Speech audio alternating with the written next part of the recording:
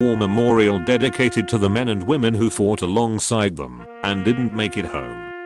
It's been a practice these heroes have been doing for some time, showing an incredible amount of respect for their comrades from the Vietnam War. This is hallowed ground for them, and for all Americans, many of whom may only visit such a site on Memorial Day. However, one of their weekly visits to this incredible monument was much different than all the others before it. They weren't expecting President Trump's Interior Secretary Ryan Zinke to be there, especially before dawn when nobody else would be coming to the memorial site. The group of veterans had dedicated their time to this monument on a weekly basis, after becoming angry over the lack of maintenance by the National Park Service. They've been going to the massive monument once a week to clean it at sunrise, long before tourists arrive. This particular morning was different than the rest, when they suddenly found themselves in the company of a very early guest on a special mission to honor his fellow veterans and show an incredible amount of respect for those who gave their lives for the country he loves and serves.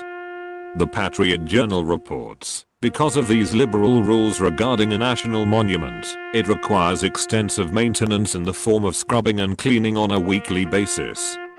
Veterans groups and others volunteer each weekend to perform these chores with love and respect. And this week, a true leader joined the Rolling Thunder motorcycle organization, most of whom are vets themselves, for their turn in serving their fallen brothers in arms. And it's a very big name. Interior Secretary Ryan Zinke grabbed sponges and soapy water to do his part in helping Rolling Thunder members clean the memorial. It should be noted that scrubbing this enormous wall is no small feat, nor was the laborious task the first for Zinke, who had previously done something else of incredible effort to show his love for our country. The labor is intensive, but in the end, every inch of the 247-foot wall gets sprayed down, scrubbed by hand and polished. The Independent Journal Review previously reported what Zinke had done right after becoming Interior Secretary. What newly minted Interior Secretary Ryan Zinke did was call the cops. Specifically, the United States Park Police. This force is under his control as Interior Secretary, and Zinke wanted to do a ride around under emergency conditions. The Park Police had previously provided the hard-charging former congressman and Navy SEAL a horse to ride to work on for his first day at Interior. However, this would be the first time Zinke had seen his new position in a state of semi-emergency situation. This Independent Journal Review reporter was invited to ride in the backseat of the police cruiser for a day that spanned 2 states, a couple of secret monument tours, a walk around General Robert E. Lee's dilapidated home, and the Secretary of the Interior literally shoveling snow off the Lincoln Memorial steps. The ride was a wild one.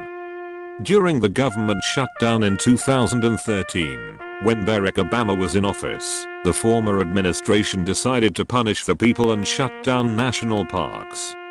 When asked if he'd ever consider such a move, Zinke replied, "No. What is my job? For the benefit and enjoyment of the people. How does shutting down the parks benefit anybody? My boss would back me up too. Everybody works for somebody, and the president works for the people." The Patriot Journal describes perfectly where this attitude within our armed forces comes from. Serving in the military teaches you more about yourself than it does about warfare, although our training is second to none in the US. One of the more important lessons we learn is perseverance.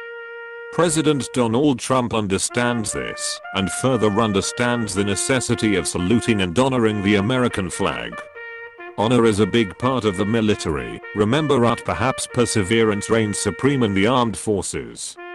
No matter the situation, United States soldiers, sailors, marines, and airmen, or dogs, squids, jarheads, and flyboys or girls, have a very difficult time not finishing a job, especially when they are ordered to stand down or retreat. Persevering means continuing to perform your duties up to the highest standards without wavering. It means to keep moving forward, inch by inch, until the objective is achieved. It's incredibly refreshing to see a politician who truly loves America to continue to serve this country long after war, and risking his life for the land of the free, because he was brave. President Trump put the right people in position under his leadership, because he knew what the United States needed: honorable, hard-working, true Americans who are here for the people, and not the establishment. Thank you, God bless you, and God bless America.